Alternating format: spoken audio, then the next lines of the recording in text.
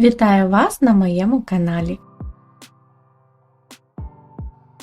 Представляю вашій увазі порятунок кімнатної папороті адіантуму. Сьогодні 31 жовтня. Вночі стовпчик термометра часто опускається нижче нуля, хоча вдень сонце ще яскраво світить. Цю папороть знайшла у своєї тітки. Вона не забрала вазон з вулиці.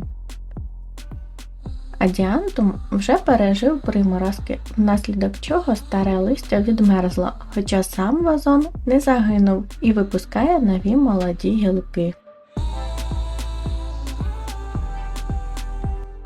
Ось така чудова погода у останній день жовтня. Сонце настільки яскраве, що не віриться у можливість скорого випадання снігу. Насправді на вулиці вже достатньо прохолодно та вітряно, трохи вирішила осінньої краси зазняти. Це яблуня із пізньо стиглими яблуками, дуже захопливо виглядає.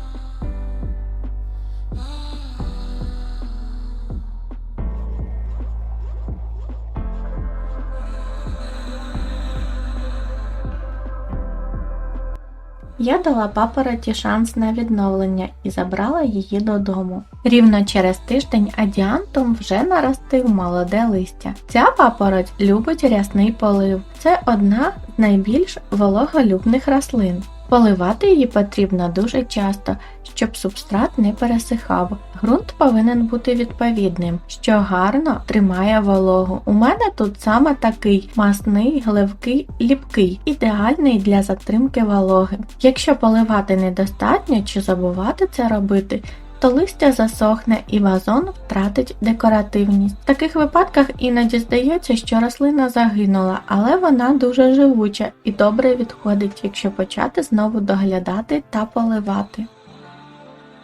Згубним для адіантуму є пряме сонячне проміння, пересушене повітря та надмірне підвищення температури, тому потрібно знайти затінок та тримати вазон подалі від обігрівальних пристроїв.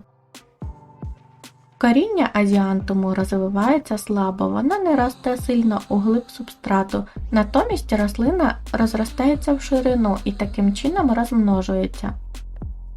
Пересаджувати у інший горщик потрібно тільки по мірі необхідності, але час від часу треба проріджувати папороть та відділяти відростки для кращого росту і зовнішнього вигляду. Папороть називається венерине волосся внаслідок красивого тендітного пишного світло-зеленого листя, яке схоже на кучері. Обрізаю старі гілки та все непотрібне.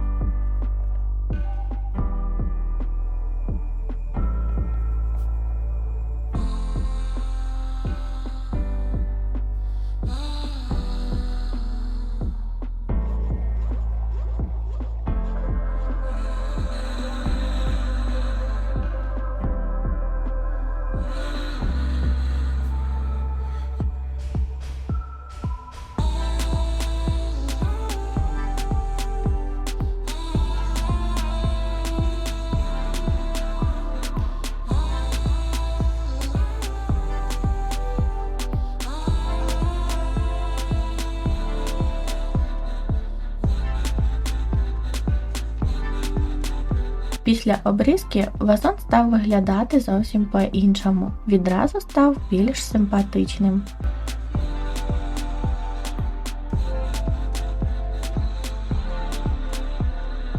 Потрібно трохи почекати, коли він краще відросте. Дуже красивий колір листя. Тепер представляю вам процес перетворення адіантуму на чудову кімнатну рослину.